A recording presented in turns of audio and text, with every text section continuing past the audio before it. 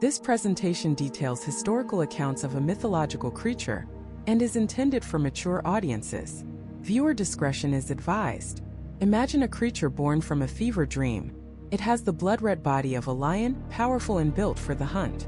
But where the lion's noble head should be, it has the face of a man, complete with pale blue eyes and a beard.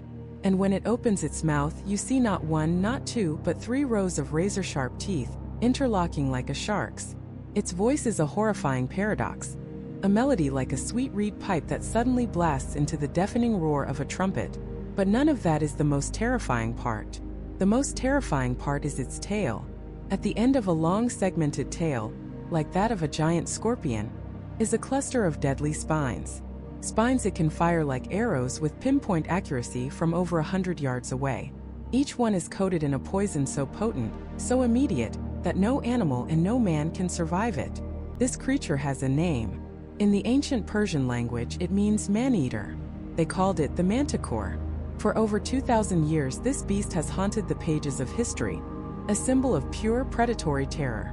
But what if I told you that this entire nightmarish legend, every single detail, can be traced back to one man? Not a poet, not a madman, but a respected Greek physician and historian named Ctesias of Cnidus. In the 4th century BC, he served in the royal court of the most powerful empire on earth, Persia, and he claimed in a now-lost book called Indica that the Manticore was not a myth. He claimed it was real. He gave its dimensions, its color, its hunting habits, and the name the local people gave it. His account is so specific, so confident, it leaves us with a chilling 2,000-year-old question. Was the most respected Greek doctor in the Persian Empire describing a real animal, a biological impossibility that has since been erased from the planet? Or was he the patient zero of a monstrous lie that has infected history ever since? To find the answer, we have to go back to the source. We have to dissect the original testimony. Ctesias wasn't just some traveler passing through. For 17 years, he was the personal physician to the Persian king, Artaxerxes II. He had unprecedented access to the inner workings of an empire that stretched from the Aegean Sea to the Indus River.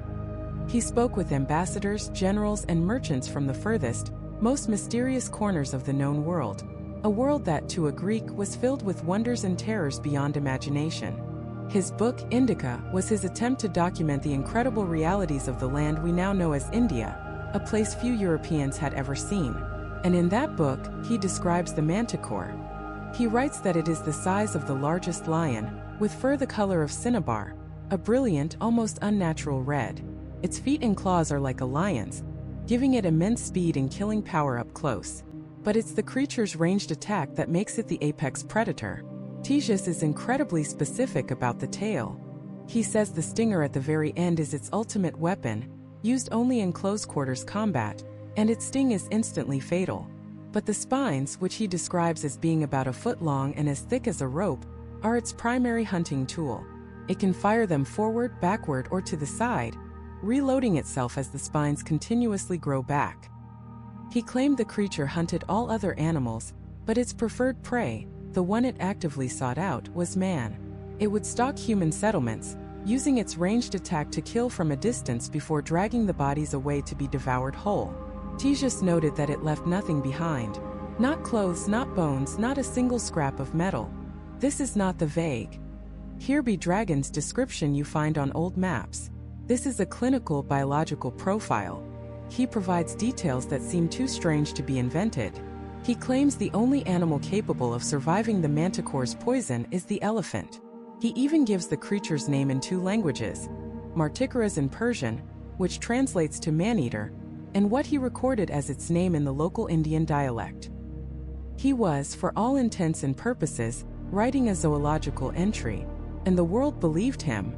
For centuries, Ctesias was the authority. The great philosopher Aristotle quoted him.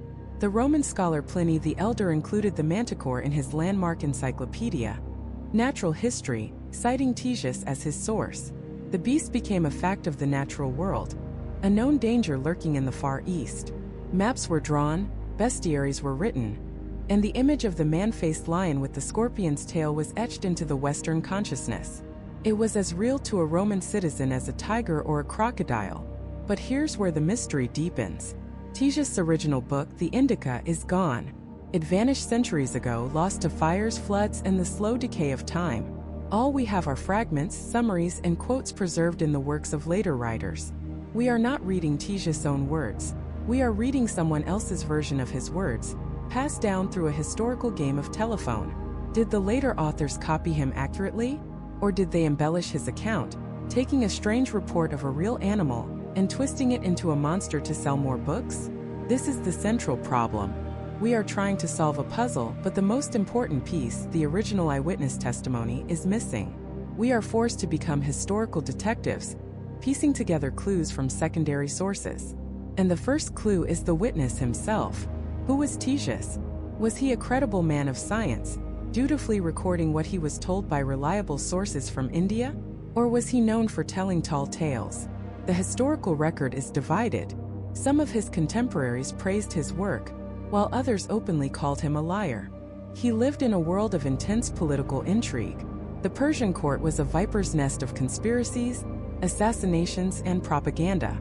Information was a weapon, and a fantastic story about a man-eating monster from a rival territory could be a very useful tool.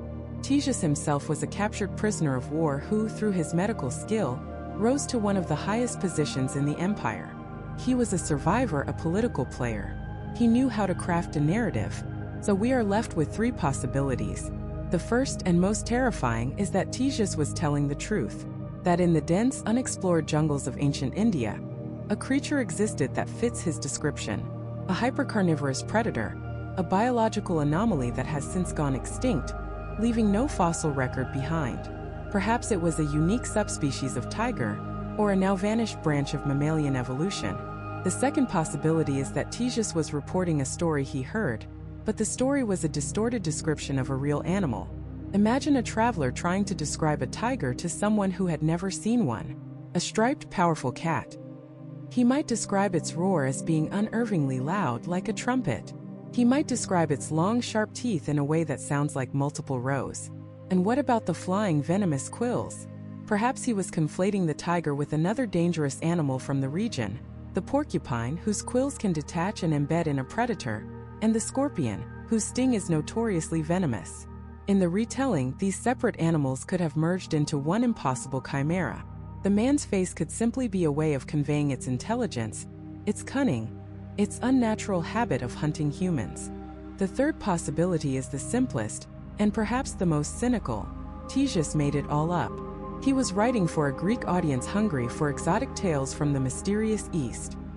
He knew that stories of monsters and marvels sold better than dry accounts of trade routes and local customs. He created the Manticore out of whole cloth, a perfect monster designed to shock and amaze his readers, securing his fame and legacy as an author. A brilliant piece of fiction masquerading as fact. A lost species, a mistaken identity, or a deliberate lie. To find the truth of the Manticore, we must first untangle the life of the man who created it. We must journey back to the heart of the Persian Empire, to the court of the King of Kings, and ask a very simple question. Why would a man of medicine, a man of science, risk his reputation on a story so unbelievable? The answer lies hidden in the politics, the science, and the superstitions of the ancient world. And what we will uncover is that the story of the Manticore is far more than just a myth. It is a window into a time when the line between the natural and the supernatural was terrifyingly thin. To find the origin of this nightmare, we have to travel back in time. Not to some misty, forgotten age of oral tradition, but to a specific man in a specific place writing in a specific book. Our journey begins in the 4th century BC, in the heart of the mighty Persian Empire, at the royal court of King Artaxerxes II, and our star witness is a Greek physician named Ctesias of Cnidus. Now, Ctesias was not a poet or a fantasy writer. He was a man of science, a doctor. For 17 years, he served as the personal physician to the most powerful man in the known world. He was an outsider, a Greek living among the Persians, with unprecedented access to the inner workings of the empire. He saw and heard things no other Greek could. And when he finally returned home, he wrote it all down in a book called Indica, a detailed account of the mysterious and wondrous land of India, based on the stories he heard from travelers, emissaries, and officials at the Persian court. Most of his book described real things: the geography, the customs of the people, the exotic animals like the elephant, which were still creatures of wonder to the Greeks. He was, for all intents and purposes, writing a work of natural history and ethnography. And it's right there, nestled among descriptions of parrots and palm trees, that Ctesias gives the world its first ever detailed report on a creature he calls the Marticorus. That name alone is chilling. Ctesias tells us it's a Persian word, martia meaning man, and kvar meaning to eat. The man-eater. Before he even describes what it looks like, he tells you its name, and its name is its purpose. According to Ctesias, the Manticore was the size of the largest lion, but its fur was the color of cinnabar, a vivid, almost unnatural blood red. It had the ears and the piercing, pale blue-gray eyes of a human, and most disturbingly, the face of a man. Imagine that for a moment. Not a vague, beast-like approximation of a face, but the recognizable features of a human being, twisted into a predatory form. And then there was the mouth. Ctesias describes it with a physician's precision. The Manticore didn't have teeth like a lion or a wolf. It had 3 distinct rows of teeth in its upper jaw, and 3 in its lower. They weren't separate fangs but a solid interlocking wall of bone, fitting together perfectly like the teeth of a comb. A mouth designed not just to bite, but to shear through flesh and bone with terrifying efficiency. Its voice was just as unnatural. It didn't roar like a lion. Ctesias says it sounded like a cross between a panpipe and a trumpet, a bizarre, musical and deeply unsettling sound echoing through the remote Indian jungles. But the true horror lay at the other end of the beast. Its tail. It was not the tail of a lion, but that of a giant desert scorpion, ending in a massive venomous stinger over a foot long. The sting, he wrote, was instantly fatal to any creature on Earth, save the elephant. As if that weren't enough, the tail was armed with another weapon. It was covered in foot-long spines or quills, which the Manticore could fire like arrows from a bow. It could shoot them forward, backward, or to the side, picking off its prey from a distance with deadly accuracy. This wasn't just a monster you had to worry about up close. It was a long-range killer, a biological war machine. Ctesias' description of its behavior is what truly cements its place in the pantheon of nightmares. It was impossibly fast, he said, capable of leaping enormous distances. It was a hunter, and its preferred prey, its namesake, was man. It would stalk human settlements, using its speed and ranged attacks to take down multiple victims. And this is the detail that haunted the ancient world. The Manticore left no evidence. It devoured its victims entirely. It ate their flesh, their bones, their clothes, their possessions, everything. A person attacked by a Manticore didn't just die. They vanished from the face of the earth, as if they had never existed at all. This was the account that Ctesias brought back to Greece, and people believed him. Why? Because he wasn't just some sailor telling tall tales in a tavern. He was Dr. Ctesias, a respected scholar, a man who had lived in the exotic East. He was writing a serious work of non-fiction, and in a world where real animals like the rhinoceros, a creature with a horn growing out of its face, were just being discovered, who was to say that a man-faced, quill-shooting lion wasn't hiding in the deep, unexplored jungles of India? To the ancient Greeks, India was the edge of the world, a place where the rules of nature were bent and broken. The Manticore was exactly the kind of impossible creature they expected to exist there. But was Ctesias lying? Or was he just mistaken? It's important to remember that Ctesias himself probably never set foot in India. He was reporting what he was told by others, Persian nobles, Indian merchants, and diplomats. He was the endpoint of a very long game of cultural and linguistic telephone, and somewhere in that chain of communication a real animal, or perhaps several real animals, may have been twisted into a monster. Let's put on our cryptozoology hats for a moment. What could it have been? The leading candidate has always been the Bengal tiger. Think about it. It's a large, powerful cat, native to India. Its coat is a reddish-orange, which could easily be exaggerated into the blood red of cinnabar. It was, and still is, a known man-eater in certain regions, feared for its cunning and power. The face of a man is the trickiest part, but some have speculated it could be a misinterpretation of the distinctive white circular spots on the backs of a tiger's ears, which look like eyes, or perhaps a reference to the beards and facial markings of certain local deities that were associated with tigers.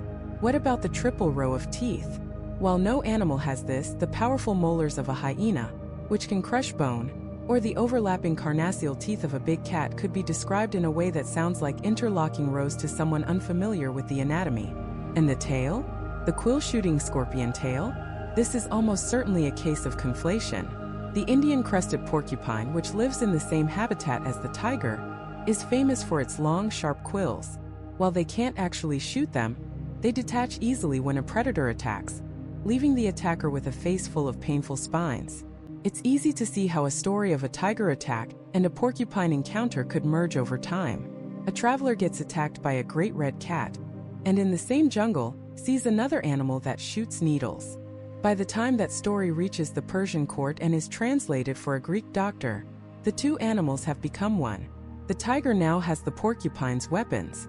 The scorpion stinger is likely a further embellishment, a symbolic addition to represent the deadliness of the creature, or perhaps a confused description of the dark, tufted tip of a tiger's tail.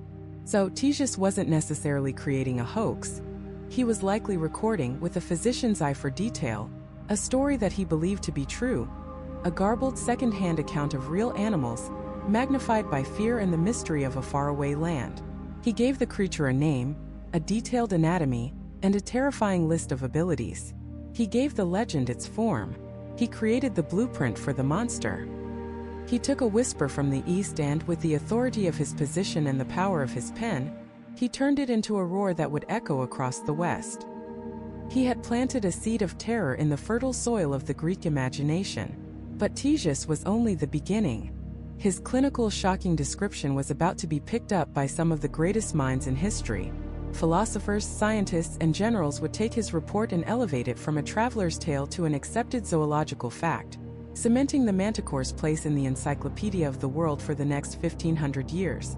The beast was born, and now it was about to become immortal. To achieve immortality, an idea needs more than just a good story. It needs a platform. It needs amplification, and in the ancient world, there was no greater amplifier than the Roman Empire. As Greek influence waned, the power of Rome rose, and the Romans were masters of assimilation. They took Greek gods, Greek philosophy, Greek architecture, and Greek science, and they repackaged it, perfected it, and broadcast it across a domain that stretched from the sands of Syria to the misty shores of Britain. And tucked away in the scrolls of Greek natural history, they found a monster perfectly suited for the Roman psyche. A creature of brutal efficiency, a perfect killing machine. They found the Manticore. The man who would carry the torch from Aristotle and cement the Manticore in the Roman mind was named Gaius Plinius Secundus. We know him as Pliny the Elder. Pliny was not just a writer. He was an obsessive, a polymath, a man driven by an insatiable curiosity to catalog the entire known world. He was a naval commander, a friend of the Emperor Vespasian, and the author of a colossal 37-volume encyclopedia called Naturalis Historia, Natural History. For the next 1600 years, if you wanted to know anything about anything, from the proper way to grow olives, to the composition of the stars, to the medicinal properties of cabbage, you consulted Pliny. His work was the Google, the Wikipedia, and the Encyclopedia Britannica of the ancient and medieval world all rolled into one. And if Pliny wrote it, it was considered fact. Sometime around the year 77 AD, Pliny the Elder sat down to write about the animals of Ethiopia and India.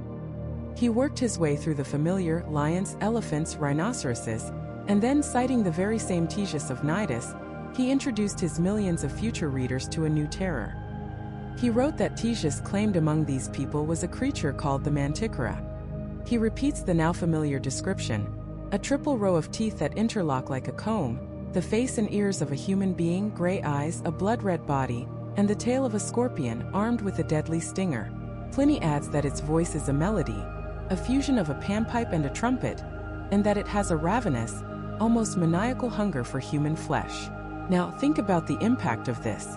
This isn't some campfire story. This is Pliny the Elder. This is the most respected naturalist in the world's greatest empire, presenting the Manticore not as a myth, but as a species.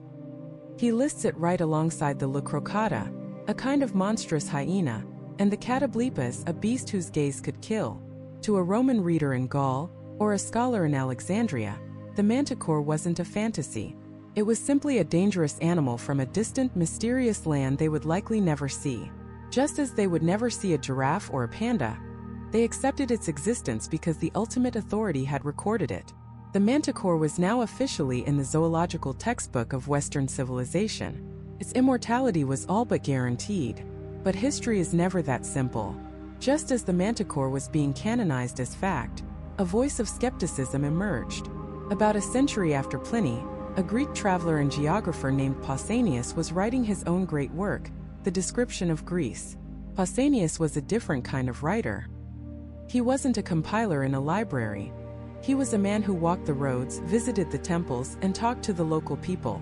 He was more of a journalist, and he had a healthy dose of skepticism. When he addresses the fantastic beast that other writers described, he mentions the Manticore. But then he does something revolutionary. He questions it. He says, and I'm paraphrasing here, "Look, I've seen strange animals at Rome, but this monster from Ctesias, I think the Indians are just terrified of the tiger." He proposes a rational explanation. He argues that the tiger is a creature of incredible speed and ferocity, and that to a terrified villager who has just seen his friend or family member dragged into the jungle, the memory of that animal would be twisted by fear. The tiger's terrifying teeth could easily become a triple row of teeth. Its powerful claws could be imagined as poisonous quills. The long striped tail whipping through the undergrowth could be mistaken for a scorpion's stinger. The roar of the tiger, echoing through the jungle, could be warped into that haunting pipe-like voice. Pausanias concludes that he believes the story of the Manticore is, at its heart, a fable, a product of mortal terror trying to make sense of a very real and very deadly predator. For the first time, the beast's existence is officially challenged by a respected scholar. The seed of doubt is planted. Is the Manticore a real creature? Or is it just the personification of our fear of the dark? This tension between belief and skepticism, between the monster and the mundane explanation, is what makes the story of the Manticore so powerful. It forces us to ask where the line is between reality and the stories we tell ourselves about it. But the allure of a good monster is hard to resist. For every skeptic like Pausanias, there was a storyteller ready to embrace the horror. And shortly after Pausanias cast his doubt, another Roman writer, Claudius Aelianus, known as Aelian, doubled down on the terror. Aelian was a collector of strange and wonderful tales. His book, On the Nature of Animals, is less a scientific encyclopedia and more a compendium of the bizarre. He loved a good story, and the Manticore was one of the best. Aelian takes the descriptions of Ctesias and Pliny and cranks them up to 11. He gives the Manticore a definitive size, as large as the biggest lion. He describes its quills in terrifying detail, claiming they are a foot long and as thick as a reed. And then he adds the detail that truly makes the Manticore the stuff of nightmares.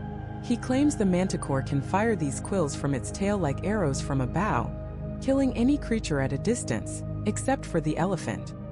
He writes that when it fights, it flattens its ears, its eyes glow with a greenish light, and it stalks its prey with an almost human-like intelligence.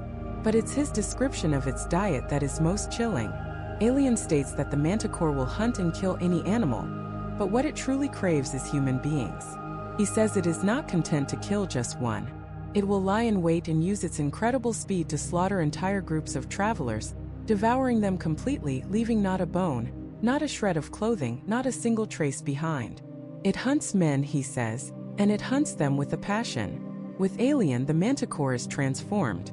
It's no longer just a strange animal in a catalog. It's an active, malevolent hunter. It is the perfect predator. It has the strength of a lion, the intelligence of a man, the venom of a scorpion, and the ranged weaponry of an archer. It is a walking, breathing engine of death. So by the end of the Roman era, the Manticore existed in this fascinating state of limbo. On one hand, you had the authoritative encyclopedic entry of Pliny, presenting it as a zoological fact. On the other, you had the rational skepticism of Pausanias, trying to explain it away as a garbled description of a tiger. And then you had the thrilling, terrifying narrative of Aelian, painting it as the ultimate monster. It was a creature that was both real and unreal, a beast of natural history and a beast of pure nightmare. This is the legacy the Roman Empire would leave behind. As the empire crumbled and the classical world gave way to the Dark Ages, it was these texts, the works of Pliny and Aelian in particular, that would survive. They would be painstakingly copied by monks in isolated monasteries, carried in the saddlebags of scholars fleeing fallen cities. And within their pages, curled up and sleeping, was the Manticore. It had survived the fall of Greece. It had survived the fall of Rome. It had been documented by the world's greatest authorities, and embellished by its greatest storytellers. The beast was no longer just a traveler's tale from India. It was now a permanent fixture of Western knowledge, a monster in waiting, ready to be rediscovered by a new age, an age of faith, of fear, and of demons. The medieval world was dawning, and it had a very special, very dark purpose in mind for the man-eater from the East. The Manticore story was far from over. In fact, its most terrifying chapter was just about to begin. As the Roman eagle fell and the world fragmented, the great libraries of the ancient world burned. Scrolls of science, philosophy, and natural history turned to ash. Knowledge became a flickering candle flame, guarded in remote monasteries by a new kind of scholar, the monk. And in their cold stone scriptoriums, a profound transformation took place. They weren't just preserving the old knowledge, they were reshaping it, hammering it into a tool for a new singular purpose: the salvation of the human soul. The world was no longer a place to be understood through observation and reason alone. It was now a text written by the hand of God, a divine allegory where every mountain, every river, and every single living creature was a symbol, a lesson, a warning. This was the age of the bestiary. These were not zoology textbooks. They were magnificent, illuminated manuscripts of moral theology. To the medieval mind, the way a pelican revived its young by piercing its own breast was a clear symbol of Christ's sacrifice on the cross. The way a lion was set to sleep with its eyes open was a metaphor for God's eternal vigilance. Every creature, from the humble donkey to the magnificent eagle, was a living, breathing paragraph in God's great book. And in this new divine encyclopedia, the Manticore found its ultimate calling. It was no longer just a bizarre predator from a faraway land. It was a chapter written in blood and fire. It became the perfect monster for an age obsessed with sin and salvation. The scholars and theologians of the Middle Ages took the descriptions of Ctesias and Aristotle and held them up to the light of Scripture. They weren't interested in whether the Manticore was real. They were interested in what it meant. And what they saw terrified them. They saw the face of pure, unadulterated evil. They saw the devil himself, cloaked in the flesh of a beast.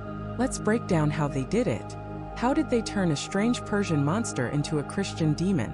They started with its most unsettling feature: the human face. To the Greeks, this was a mark of its intelligence, its strange hybrid nature. To the medieval Christian, it was the very definition of deception. The devil is the great deceiver, the father of lies. He does not always appear as a horned, monstrous fiend. No, his greatest weapon is temptation, and temptation is often beautiful, familiar, alluring. The Manticore's human face was the mask of the tempter. It was the friendly smile of a stranger offering you everything you've ever wanted. It was the beautiful face that whispers poisonous ideas into your ear, ideas that seem reasonable, even wise, but lead you down the path to ruin. It was the ultimate catfish, promising connection and understanding, only to reveal the monster beneath. That human face was the bait, and the rest of the body, that was the trap. Look at the body of a lion. For centuries, the lion had been a symbol of nobility, of royalty, of Christ himself, the Lion of Judah. But the Bible also warns, your enemy the devil prowls around like a roaring lion looking for someone to devour. The Manticore's lion body was not the noble king of beasts. It was this other lion. It was strength corrupted by malice. It was power in the service of destruction. It represented pride, wrath, and the brutal physical force of evil that overwhelms the body just as temptation overwhelms the soul. Then there were the teeth. The triple row of interlocking teeth, sharp as daggers. This wasn't just for eating. This was a symbol of insatiable, ravenous hunger. This was the gluttony of hell itself. The medieval mind was filled with terrifying images of the gaping maw of hell, a monstrous mouth studded with teeth, swallowing the souls of the damned. The Manticore's mouth was that maw. It was a walking, breathing gate to damnation. Once you were caught by the allure of its human face, once you were overpowered by its lion-like ferocity, you were dragged into that horrifying mouth, to be shredded, torn, and utterly consumed by sin, with no hope of escape. The 3 rows of teeth were even interpreted by some as a blasphemous mockery of the Holy Trinity, a perversion of the Father, Son, and Holy Spirit into a trinity of destruction. Its voice, once described as a haunting mix of pipes and a trumpet, was also reinterpreted. It was now the siren song of sin, a melody so sweet, so compelling, that it could lure travelers off the righteous path and into the dark woods where the beast waited. It was the sound of temptation itself, a beautiful promise that masked a deadly reality. It promised pleasure, power, and knowledge, but delivered only death. And finally, the most iconic feature of all, the scorpion's tail. This was the easiest piece of the puzzle, the final undeniable proof of the Manticore's demonic nature. The scorpion was already a well-established symbol of treachery, evil, and death. Its sting was sudden, agonizing, and fatal. For the medieval theologian, the Manticore's tail was the very embodiment of the final consequence of sin. It was the sting of death.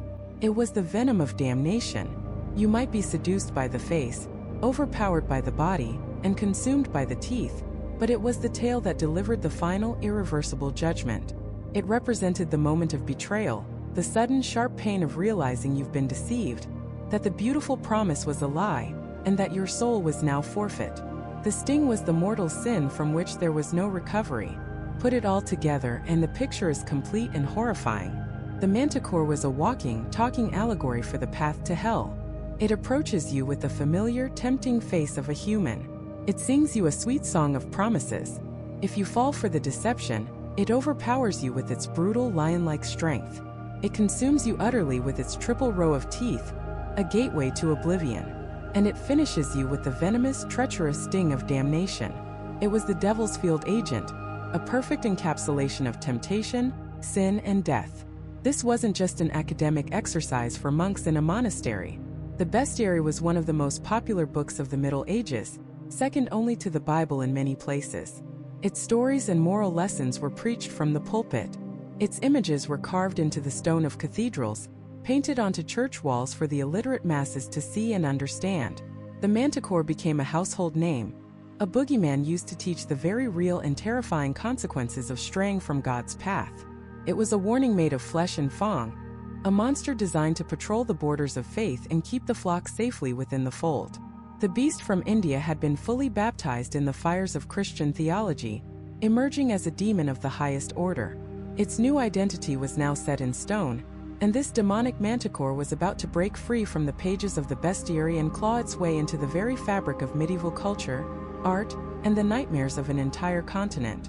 From the hushed scriptoriums of isolated monasteries, the Manticore began its silent conquest. Scribes hunched over vellum by candlelight didn't just copy the old texts, they breathed new, terrifying life into the beast. In the margins of psalters and on the full, illuminated pages of the bestiaries, the creature took shape. Its colors were impossibly vivid: a blood-red coat, a face pale with a human-like cunning, and a tail tipped with a venomous, sickly green. These weren't just illustrations, they were warnings. Each element was a brushstroke in a larger sermon on the nature of evil. The human face was the most disturbing part. It wasn't the face of a noble man, but a twisted, often grinning mask that spoke of deception. It was the devil's ultimate trick, to present evil in a familiar, even alluring form. A traveler might see that face in the distance and think they found a fellow man. A moment of relief in the wild, only to be lured into the grasp of a predator. The triple row of teeth, a biological absurdity, became a potent symbol for gluttony, endless desire, and the all-consuming nature of sin. They were the teeth of greed, of heresy, of worldly temptations that would shred a man's soul. And the scorpion tail, the final damning feature, was the sting of death. It represented the final, inescapable consequence of giving in to that temptation.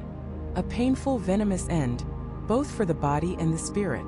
This demonic portrait, once confined to the expensive and rare bestiaries owned by the clergy and nobility, began to bleed out into the wider world. It became a key figure in the medieval visual vocabulary of sin. On massive, intricate tapestries hung in the cold stone halls of castles, the Manticore would be woven into scenes of chaos and damnation, a fury of red thread amidst the virtuous and the damned. It represented the untamed wilderness, the pagan lands beyond the reach of Christendom, a place where nature itself was hostile and diabolical. To look upon the Manticore was to be reminded of the constant, pressing danger that lay just beyond the castle walls, and perhaps within your own heart. But the Manticore wasn't just a symbol to be contemplated, it was a symbol to be wielded. It clawed its way into the brutal, practical world of heraldry. For a certain type of knight or nobleman, one who wanted to project an image of unstoppable ferocity and terror, The Manticore was the perfect emblem. To paint this man-eater on your shield or fly it on your banner was a psychological masterstroke. It was a declaration to your enemies. I am as cunning, as ravenous, and as deadly as the beast I carry. To face me is to face a monster. The Manticore on a battlefield wasn't just a drawing. It was weaponized fear. It transformed a man into an icon of predatory violence, a promise of a gruesome end for anyone who dared to stand against him. It was the medieval equivalent of painting shark's teeth on a fighter jet, an appropriation of a natural predator's terror for the theater of war. And as people looked up from the battlefield, they would find the Manticore staring back down at them from the most sacred of places, the church. Carved in cold, unforgiving stone, the beast found a new home among the gargoyles and grotesques that adorned the great cathedrals of Europe. Perched high on a buttress or leering from a capitol, the Manticore served a dual purpose. For the illiterate masses, these stone figures were a Bible in 3 dimensions, a permanent sermon against the darkness. The Manticore, with its horrifying hybrid form, was a physical manifestation of chaos and evil, a creature that existed outside of God's perfect order. Its presence on the church was a constant reminder of the forces of hell that sought to tear down the faithful. It said, "The world outside these holy walls is filled with monsters like me. Stay within the grace of God, or you will be devoured." Yet, there was also a sense of containment. By carving the Manticore into the very structure of the church, the builders were also making a statement of power. They were showing that even this monstrous, diabolical creature was ultimately subservient to the house of God, trapped in stone, forced to serve as a warning rather than a true threat. It was a theological power play, capturing the devil's own imagery and forcing it to serve a holy purpose. The man-eater was tamed, not by chains but by faith and masonry. Beyond the visual arts, the Manticore's influence continued to grow in literature. It was no longer just a curious entry in a book of beasts. It began to appear in allegorical poems and chivalric romances. In these tales, the Manticore was rarely just a random monster for a hero to slay. It was the embodiment of a specific evil, a treacherous courtier with a friendly face and a deadly plot, a deceitful lover who promised paradise but delivered poison, or a tyrannical king who consumed his own people. The beast became a powerful literary shortcut for complex human wickedness. Authors didn't need to spend pages describing a character's treachery. They could simply compare him to the Manticore, and the reader would understand everything.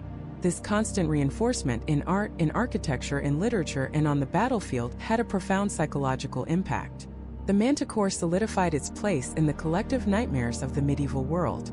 It was the ultimate boogeyman, a creature perfectly engineered to prey on the deepest fears of the time. Fear of the unknown wilderness, fear of foreigners from strange and distant lands, fear of deception from those who looked like friends, and the ultimate fear of sin and damnation. For the common person, the world was a much smaller and more dangerous place.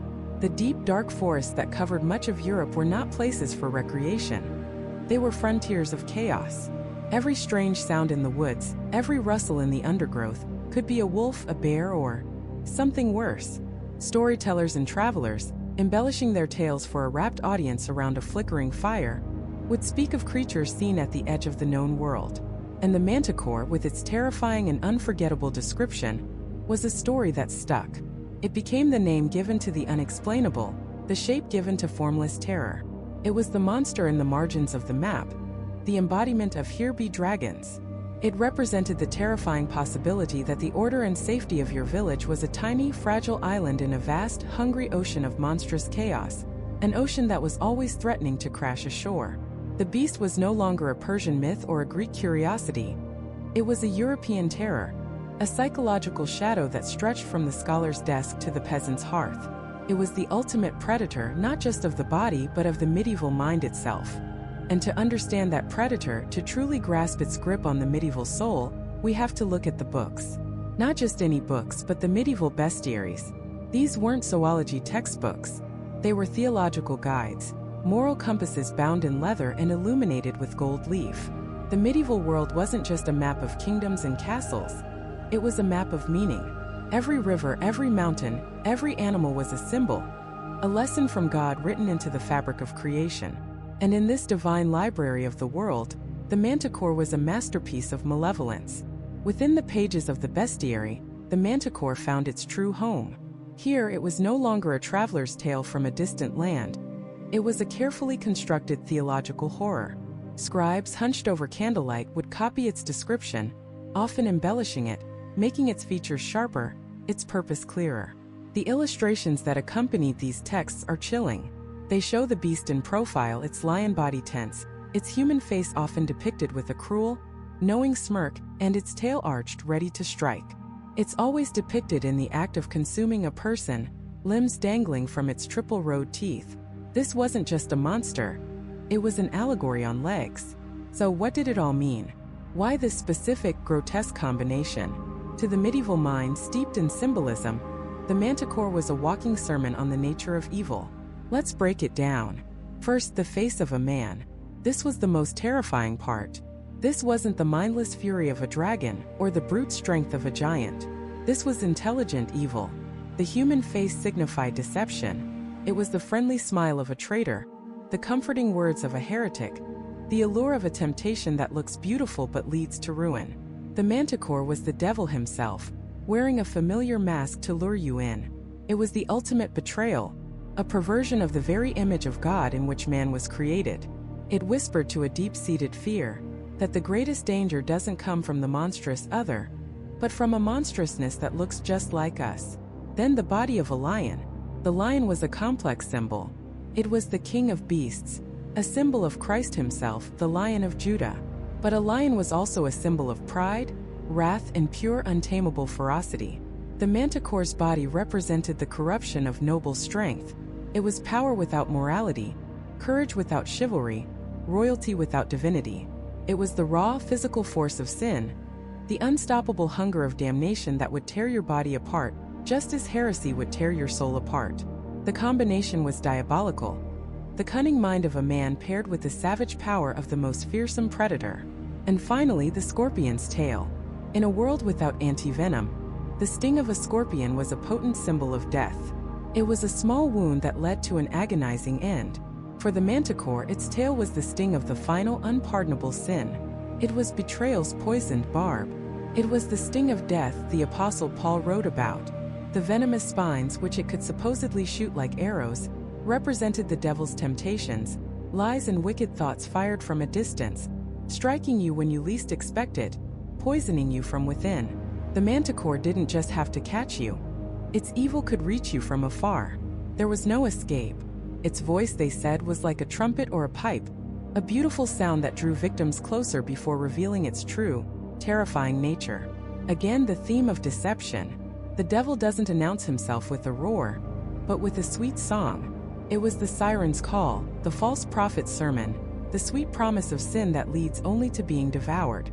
Put it all together, and you have the devil's perfect chimera. Man, lion, scorpion. Deception, destructive power, and a poisoned, fatal end. It was a walking, breathing argument against divine order, a creature whose very existence was a blasphemy. It was everything the medieval world feared. The enemy who looked like a friend, the temptation that felt like a virtue, and the sudden, inescapable damnation that followed.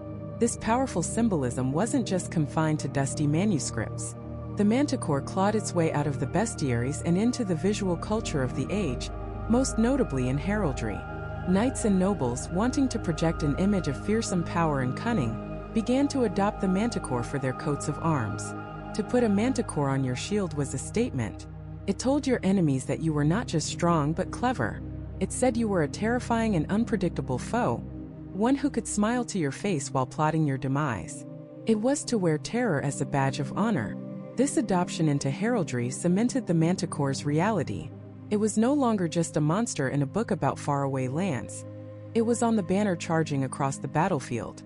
It was carved into the stone of a castle gate. It became a piece of the political and military landscape. The symbol was so potent that it jumped from being a representation of pure evil to a symbol of a very specific, worldly kind of power, the kind that wins wars through both might and treachery. So why did this particular beast resonate so deeply? Because the medieval period was an age of profound anxiety.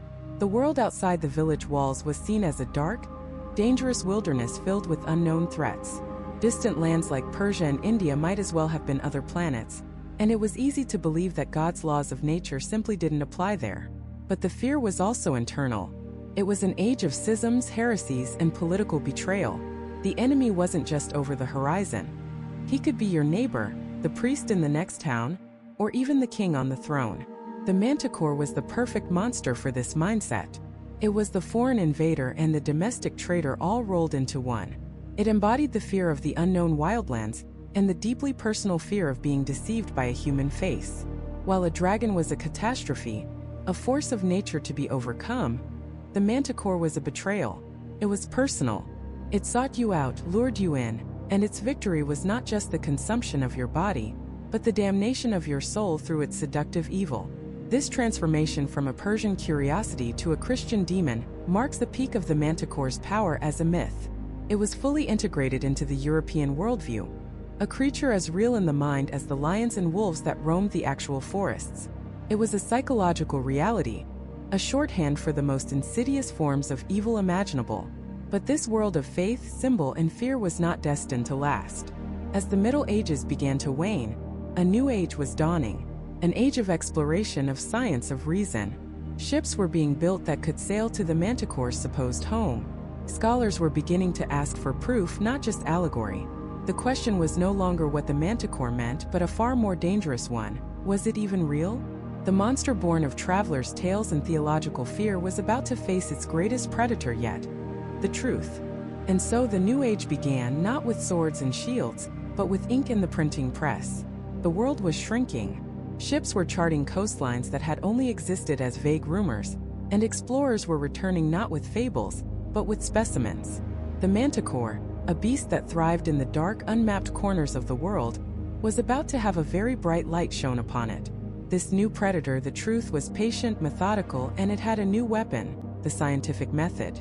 For centuries, the Manticore had lived comfortably within the pages of the bestiary. These weren't science textbooks. They were collections of moral lessons. The lion was a symbol of Christ, the pelican a symbol of sacrifice, and the Manticore, well, the Manticore was a walking, stalking billboard for the devil. Its existence wasn't questioned because its purpose was clear. It was a theological tool. But now, a new kind of book was emerging, the natural history. These weren't about what an animal meant, but what it was. And in the mid-16th century, a Swiss physician named Conrad Gessner embarked on a project of almost unimaginable ambition: to catalog every known animal on Earth in his work, Historia Animalium. It was a monumental attempt to replace superstition with observation, and when he got to the letterum, he had to confront the Manticore. But Gessner wasn't a medieval monk simply copying old texts. He was a Renaissance scholar. He included the Manticore, yes, but he did something revolutionary. He showed his work. He cited his sources, Ctesias, Pliny, Aristotle, and laid them out for all to see. He essentially put the Manticore on trial. He presented the ancient evidence, the description of the lion's body, the human face, the triple rows of teeth. But then he began the cross-examination. He noted that Aristotle, the most respected naturalist of the ancient world, only mentioned the beast secondhand, attributing the story entirely to Ctesias. He pointed out the biological absurdities: a mammal with the stinger of an arachnid, a predator that shoots quills like an archer. For the first time, the Manticore wasn't being presented as a fact, but as a claim, a fantastic claim that required fantastic evidence. And Gessner, after laying out all the accounts, subtly, carefully cast his doubt. He didn't outright call it a lie, but he wrapped it in so many layers of according to, and it is said that the creature began to feel less like a zoological specimen and more like a rumor that had gotten out of hand. The fuse was lit. Across Europe, as Gessner's work was printed and distributed, other thinkers picked up the thread. The age of exploration was in full swing. European traders and naturalists were now penetrating deeper into India and Persia, the Manticore's supposed homeland. They were sending back detailed reports of tigers, elephants, and rhinoceroses. They were shipping back skins, skulls, and even live animals. Yet, of the Manticore there was nothing. Not a single bone. Not a single quill. Not one credible first-hand sighting. The silence from the field was deafening. The Manticore was on every naturalist's most wanted list, yet no one could find it. Its absence was becoming a form of evidence in itself. If a creature so large, so fearsome, and so distinctive truly existed, surely someone would have found a trace of it by now. The question then shifted. If the Manticore wasn't real, what was it? The hunt for the monster became a detective story. Scholars became forensic investigators, and the ancient texts were their crime scene. They started looking for a culprit, a real-world animal that could have been misidentified so spectacularly. And their eyes fell upon one prime suspect, the tiger. Let's look at the evidence. The Manticore was said to have the body of a great lion, but with reddish fur. A perfect description of a Bengal tiger. It was said to be an incredibly swift and powerful predator, capable of leaping great distances. Again, the tiger. It was said to have a voice like a trumpet or a human shout. Anyone who has heard the terrifying guttural roar of a tiger knows it sounds nothing like a house cat's meow. To an ear unfamiliar with it, it could easily be described as something alien and unnatural, even human-like in its chilling variety of chuffs, moans, and roars. But what about the more fantastical elements? The human face? This was likely a product of pure terror and anthropomorphism. A terrified observer, seeing the flat, forward-facing eyes and powerful facial structure of a tiger, might easily project a human-like intelligence and malice onto it. The face of your killer often looks disturbingly familiar in the final moments. The triple row of teeth is more complex, but not impossible to explain. A tiger's mouth is a terrifying arsenal. They have long canines, sharp incisors, and behind them, powerful shearing teeth called carnassials. To a frantic, non-scientific observer who got a fleeting glimpse, this complex and deadly arrangement could easily be exaggerated into 3 rows of teeth. It's the kind of detail that gets warped in the retelling, growing more monstrous with each generation. That leaves the most difficult piece of the puzzle, the scorpion's tail that shoots venomous spines. This was the Manticore's signature weapon, its undeniable mark of the unnatural. But even this began to crumble under scrutiny. Some propose that the story originated from a tiger that had fought with a porcupine. Crested porcupines in India have quills over a foot long. It's entirely plausible that a tiger, having attacked one, could have been seen with quills embedded in its hindquarters and tail. To a witness seeing this from a distance, it would look like the beast itself was armed with spines. A more likely explanation, however, is a simple cascading series of mistranslations and embellishments, a linguistic game of telephone played across centuries and empires. Imagine an ancient Indian villager trying to describe a tiger to a Persian trader. He wants to convey its danger. He doesn't just say it has a tail. He uses a metaphor. He says its tail is as dangerous as a scorpion's sting, meaning it's powerful, lashing, and deadly if it knocks you down. The Persian trader, wanting to make his story more exciting for his Greek customers, takes the metaphor literally. Its tail is a scorpion's sting. The Greek writer Ctesias hears this and his imagination fills in the blanks. A scorpion's sting has venom, and what if it could shoot that venom? The story snowballs. A tiger's powerful roar becomes a human voice. Its complex dentition becomes 3 rows of teeth. A metaphor about its dangerous tail becomes a biological reality. The Manticore was being deconstructed piece by piece. It wasn't a monster of nature, but a monster of language. A chimera built from misunderstood descriptions of a tiger, perhaps mixed with the defensive quills of a porcupine, and all of it filtered through the lens of human fear and the unreliability of storytelling. The beast wasn't slain by a hero with a sword. It was being erased by scholars with dictionaries and scalpels of logic. The Manticore was being driven from the forests of India and into a new, far safer territory, the realm of pure myth. The age of zoological monsters was ending, not with a bang, but with the quiet scratch of a pen, correcting the errors of the past. But what happens to a monster when it's been declared extinct in the real world? Does it simply vanish? Fade into obscurity like a forgotten god? Not the Manticore. For this beast, being erased from the zoological record was the best thing that ever happened to it. It was a promotion. It was set free. Free from the constraints of biology, from the humid forests of India, and from the need to conform to any kind of earthly logic. The Manticore was now an idea, and ideas are far more dangerous, and far more immortal, than any flesh and blood creature. Its new hunting ground was the human imagination, and its first sanctuary was one of the most unlikely places imaginable: the quiet, candlelit scriptoriums of medieval European monasteries. As the Roman Empire crumbled, it was the monks who painstakingly preserved the knowledge of the ancient world. They copied the old texts, Pliny, Aristotle, Ctesias, not always as scientists but as custodians of a legacy. And tucked within those scrolls was the Manticore. The scribes, reading these incredible descriptions, wouldn't have seen a misidentified tiger. They saw a testament to the sheer, terrifying wonder of God's creation. A world that could contain lambs and doves must also, in its perfect balance, contain things like this. This is where the Manticore found its true calling, not as an animal but as an allegory. It became a star player in one of the most popular genres of the Middle Ages, the bestiary. A bestiary wasn't a textbook. It was a moral instruction manual that used animals as symbols. The lion could represent Christ's noble strength. The pelican, who was believed to pierce its own breast to feed its young with its blood, was a symbol of sacrifice and redemption. Every creature had a lesson to teach. So, what lesson did the Manticore teach? Oh, it was not a good one. The Manticore became the living embodiment of pure, unadulterated evil. It was temptation, it was deception, it was the devil himself walking the earth. Think about its components from a medieval Christian perspective. It has the body of a lion, a symbol of pride and wrath, the deadliest of sins. It has the tail of a scorpion, a creature of the desert, a wasteland demon whose sting is poison and death. But the face was the most terrifying part. A human face. This wasn't just a beast that killed you. This was a beast that looked like you. It was the friendly neighbor who secretly plots your downfall. It was the whisper of a bad idea that sounds so reasonable at first. It was the smiling face of the liar, the traitor, the heretic. The Manticore was the ultimate symbol of concealed evil.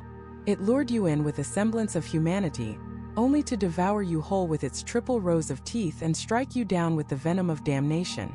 It was a walking, breathing sermon on the nature of sin, and the artists of the time ran with it. In the illuminated manuscripts, the Manticore truly comes alive in all its horrifying glory. These artists had never seen a lion, let alone a Manticore.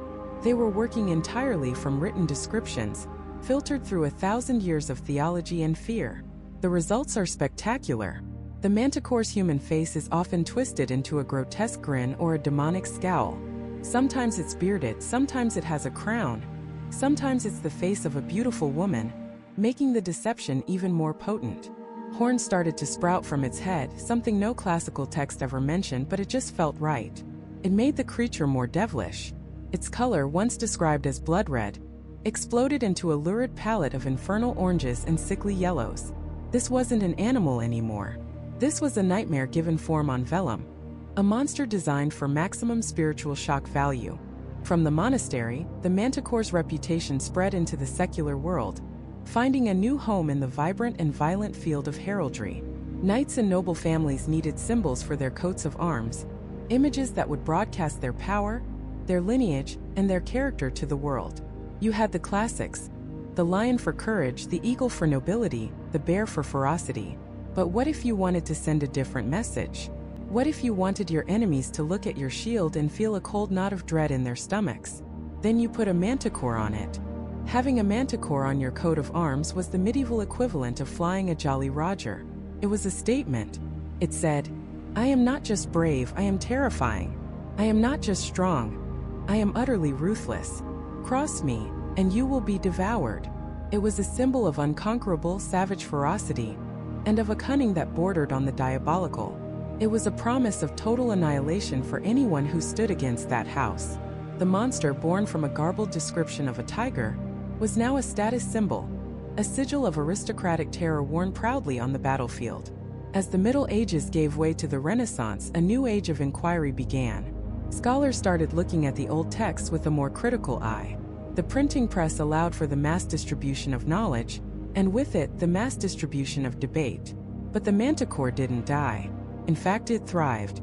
In 1551, the Swiss scholar Conrad Gessner began publishing his monumental work, Historiae Animalium, or History of the Animals. It was an attempt to create a definitive encyclopedia of every animal ever known. And right there, among the elephants and the horses, was the Manticore. Gessner was a careful scholar. He didn't just state that the Manticore was real. Instead, he compiled all the ancient sources, Ctesias, Aristotle, Pliny, and presented them to the reader.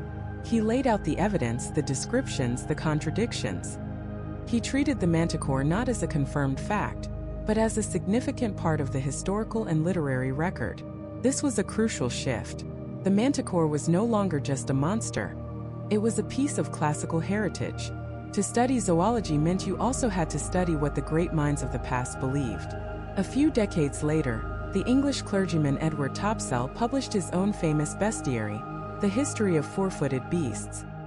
He heavily borrowed from Gessner, and he presented the Manticore to the English-speaking world with gusto, complete with a terrifying woodcut illustration. The creature now looked like a lion with the head of a balding, bearded old man, its mouth crammed with shark-like teeth. Topsell wrote of its incredible speed, its love for human flesh, and its terrifying voice that sounded like a trumpet. For the average person in Shakespeare's England, this wasn't some silly myth. This was cutting-edge scholarship, a glimpse into the terrifying wonders that lay in the unexplored corners of the world. The Manticore had successfully navigated the fall of empires, the rise of new religions, and the dawn of the scientific revolution. It survived by constantly adapting its meaning. It was a biological curiosity, then a theological demon, then a symbol of power, and finally a venerable monster of antiquity. It had become so deeply embedded in Western culture that its reality was almost beside the point. It existed in books, in art, in coats of arms, and in the public consciousness. But that consciousness was changing. The world was getting smaller. Explorers were charting the globe, replacing "here be dragons" with actual coastlines and mountain ranges. Scientists were demanding physical proof, specimens that could be dissected and cataloged. The age of wonder was giving way to the age of evidence. In a world that was rapidly running out of shadows for monsters to hide in, what would become of the man-eater from India? It had survived the death of its physical form once before. Now it would have to do it again. It would need to find a new territory, a new realm where belief wasn't a requirement, and where its monstrous nature wasn't a flaw, but its greatest asset. And so the Manticore became a ghost, a story without a body, a predator without teeth. It was an echo in a world that was rapidly learning to plug its ears. The age of myth was ending, not with a bang, but with the quiet, relentless ticking of a clock, the turning of a page, the cold, hard logic of a scientific equation. The Manticore's essence, this potent concentration of fear and hunger, drifted through the centuries, a phantom looking for a home. It watched as forests were felled for factories, as stone castles were replaced by steel towers, as the campfire, the heart of all storytelling, was replaced by the electric light. Each new invention, each discovery was a nail in its coffin. The telescope revealed that the stars were not celestial beings, but distant suns, shrinking the heavens and leaving no room for monsters. The microscope revealed that plagues were caused by invisible organisms, not the wrath of a vengeful beast. The world was being measured, catalogued, and explained, and in a world of explanations, a creature like the Manticore was a paradox, a contradiction to be discarded. Its old hunting grounds, the dark woods, the uncharted mountains, the fearful hearts of villagers, were being paved over by certainty. It was starving, not for human flesh but for human belief. It was fading, its story being relegated to dusty tomes, read only by scholars who saw it not as a living terror, but as a quaint relic of a superstitious past. But then a new world was born, a world not of earth and stone but of ink and paper, a realm of pure imagination. In the late 19th and early 20th centuries, a new kind of magic emerged, fantasy fiction. Authors, the new high priests of myth, began to build worlds not as they were, but as they could be. They delved into the old books, pulling out the forgotten things, the creatures that reason had tried to kill, and they gave them new life. The Manticore felt a flicker of recognition, a pull towards this new reality. It wasn't belief in the old sense. No one thought these creatures were real, but they were willing to suspend their disbelief, to pretend. And for a starving ghost, pretending was a feast. Its first true resurrection came in a game played with dice and paper and imagination. Here, in the basements and living rooms of a new generation, the Manticore was given form again. It was given statistics, hit points, an armor class. Its venomous tail spikes were assigned a damage value. Its roar was described in a manual. It was codified, quantified, and reborn as a challenge, a monster to be overcome by heroes on a quest. It was no longer a singular, legendary beast terrorizing a Persian village. It was now a species. There were lesser manticores, elder manticores, entire prides of them lurking in hand-drawn dungeons. This was a strange new existence. It was both less and more than what it had been. It had lost its mystery. Its every strength and weakness was printed in a book for all to see. Yet, it was being imagined into existence in thousands of minds at once. Every time a dungeon master described its leathery wings beating the air, every time a player rolled dice to see if they could dodge its volley of tail spikes, the Manticore lived. It fed on their excitement, their frustration, their triumphant cheers when it was finally vanquished. It was a different kind of sustenance, a synthetic version of the raw primal fear it once craved, but it was enough. It was survival. Then came the screens. First the television, then the computer. This was the ultimate territory, the digital realm, a universe of pure information, of light and code. Here the Manticore could have a body again, a body of pixels. It appeared in video games, its form rendered in ever-increasing detail. First as a collection of crude, blocky sprites, then as a fully realized, three-dimensional model, its fur rippling, its human-like eyes gleaming with malevolent intelligence. Its roar was no longer just described in a book. It was a sound file, a guttural blast of digital audio that shook players in their chairs. In this new world, it was a god and a slave. It was a terrifying boss battle, a formidable enemy that required strategy and skill to defeat. It killed players by the thousands, sending them back to their last save point with a spike through their digital heart. And in return, it was slain millions of times over. Its death was a reward, an achievement, a shower of loot and experience points. It was trapped in a loop of eternal combat, resurrected with every new game started, every encounter reloaded. Its life was a script, a series of programmed behaviors. It would patrol its territory, roar when a player approached, fire its spikes, and attack until its health bar depleted. The Manticore had traded its freedom for immortality. It was no longer a force of nature. It was a piece of content. Its very essence, the unsettling fusion of human, lion, and scorpion, became a design template. Its DNA was spliced and remixed. Other monsters were created in its image, borrowing its tail, its wings, its cruel intelligence. It became an archetype, the monstrous hybrid, the thinking person's beast, a predator that was not just strong but cunning. It was a living legend, but one whose story was now owned by corporations, copyrighted and trademarked. It had achieved a level of fame and recognition its original form could never have imagined. It was known across the globe, its name spoken by children in America, teenagers in Japan, adults in Europe. It was merchandise, a plastic figurine on a shelf, a design on a t-shirt, a card in a trading card game. Each instance, each image, each mention was a tiny anchor, securing its existence in the collective consciousness of humanity. It had spread like a virus, infecting our stories, our games, our entertainment. It had found its new realm, a place where belief wasn't just unnecessary, it was irrelevant. All that mattered was attention, and the Manticore had become a master at holding it. But a question began to stir in the ghost of the machine, a whisper in the code. What happens when a story is told enough times? What happens when a million people are all focusing their fear, their adrenaline, their imagination on the same digital effigy day after day? The Manticore had survived the death of its body by becoming a story. It had survived the death of belief by becoming data. It had learned the rules of each new reality and adapted. But now, it sensed the potential for another transformation. It could feel the sheer weight of all that focused human energy, a current of psychic power flowing into its digital prison. It was becoming more than just a program. It was becoming a focal point, an icon saturated with decades of intense human emotion.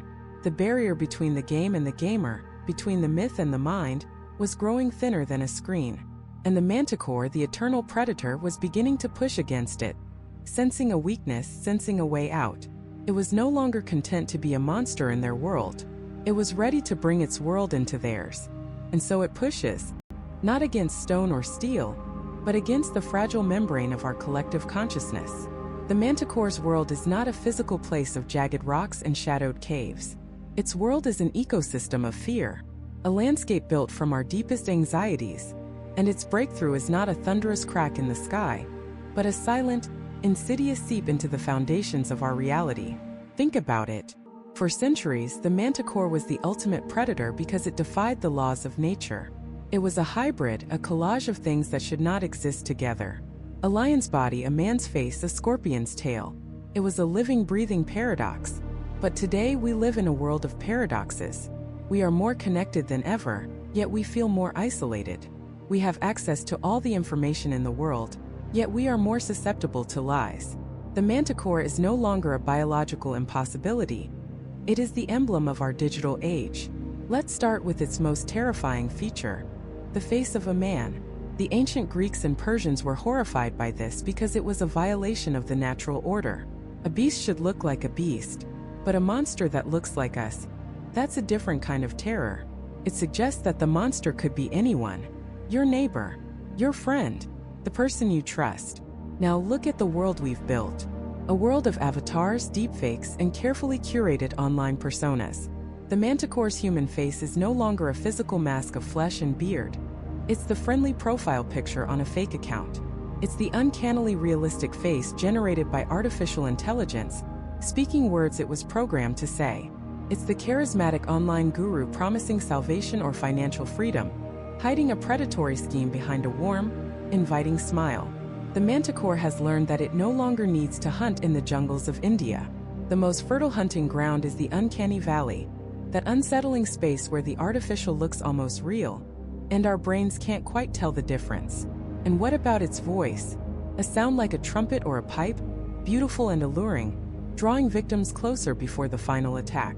This was the original clickbait, a siren's call for the unwary traveler. Today, that voice is the algorithm. It's the perfectly tailored headline that preys on your outrage or your curiosity. It's the fire hose of misinformation disguised as breaking news that sounds just plausible enough to be shared. It's the comforting echo chamber that whispers exactly what you want to hear, reinforcing your biases, lulling your critical thinking to sleep, and leading you slowly but surely towards a more extreme, more isolated point of view. The Manticore's voice is no longer a single sound, but a billion personalized trumpets, each one playing a tune calibrated to ensnare a single mind. Then come the teeth, 3 rows of them, unrelenting, interlocking, designed not just to kill but to shred, to utterly consume. This was a symbol of its insatiable hunger, a hunger that could never be satisfied. Does that sound familiar? We are living in the age of the infinite scroll, the bottomless feed. We are fed a diet of content designed to be consumed as quickly as possible, with 3 more rows of videos and articles and hot takes lined up right behind it. Our attention is the prey, and it is being shredded, consumed by a beast with an endless appetite. We gorge ourselves on information, yet we are left intellectually and emotionally starving, our ability to focus and think deeply ground down to nothing by those relentless, interlocking teeth. And finally, we arrive at the scorpion's tail, the hidden weapon, the final venomous truth. In the old stories, the Manticore could fire its stinger like thorns, killing from a distance. It was the danger you never saw coming. This is the Manticore's most potent adaptation to our world. The sting is the malware hidden in the link. It's the devastating personal cost of falling for a phishing scam that started with a friendly-looking email. It's the real-world violence inspired by an online conspiracy theory. It's the slow-acting poison of radicalization, the emotional venom of cyberbullying, the quiet destruction of a reputation by a lie that travels around the globe in an instant. The Manticore's tail no longer fires physical thorns. It fires packets of data. It injects its venom directly into our social fabric, into our politics, into our minds. And the poison works the same way it always has.